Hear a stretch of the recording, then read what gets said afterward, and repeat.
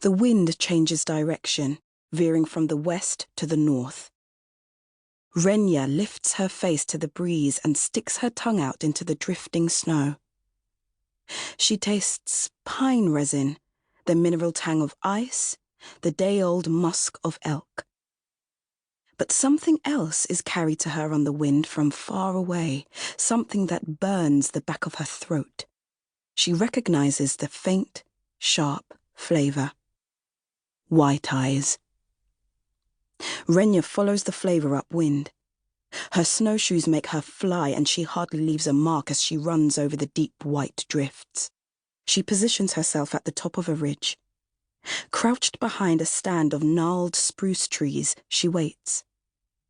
The morning passes, and at last the invaders appear. Hunched figures emerging from a ghostly mist. Renya watches from her hiding place as they approach, counts them as they pass beneath her. 10 shrouded warriors lead the way, their heads feathered under their hoods. Then come the followers, strung out in a line behind them, walking in twos. Each pair hefts long wooden poles between them that creak with the weight of bison hides, water sacks, the dangling limbs of a recent kill. They slog on, heads bowed.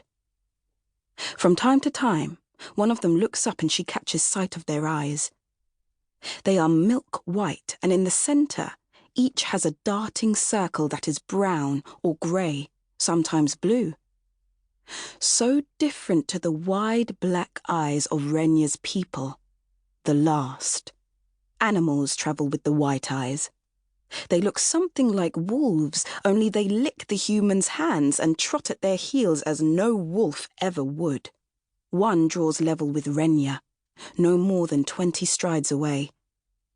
It lifts its blunt snout and snuffs at the air, but Renya has deadened her odor with juniper, and not even a cave bear could sniff her out.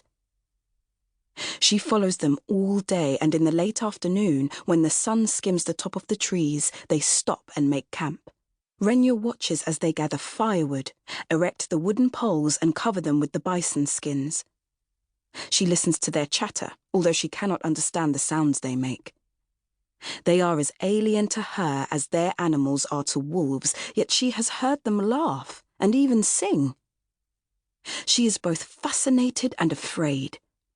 Part of her would like to step out, show herself, but although Renya is not yet grown, she knows they would skewer her before she had a chance to raise her empty hand in peace.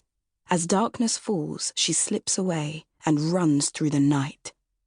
She is still some way from home when she sees her mother, Nagar, coming towards her in the creeping light of dawn. Renya runs and throws her arms round her, too breathless to even say her mother's name.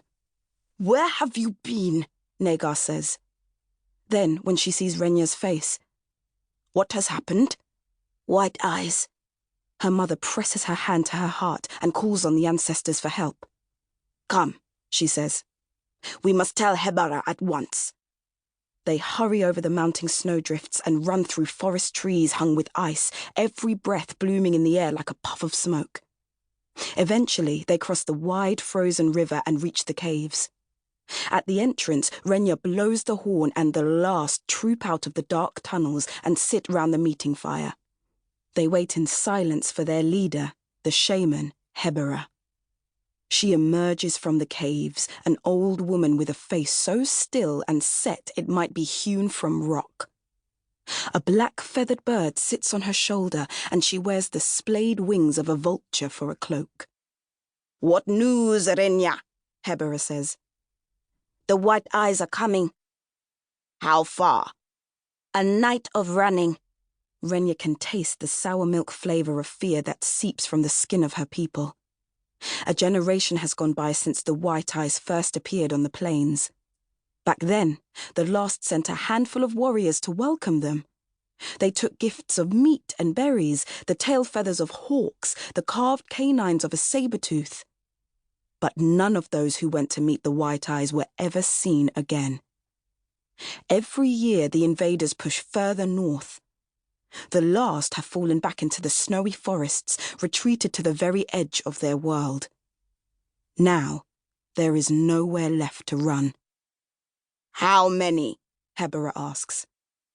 More than 50, Renya says. They have no infants with them, no old.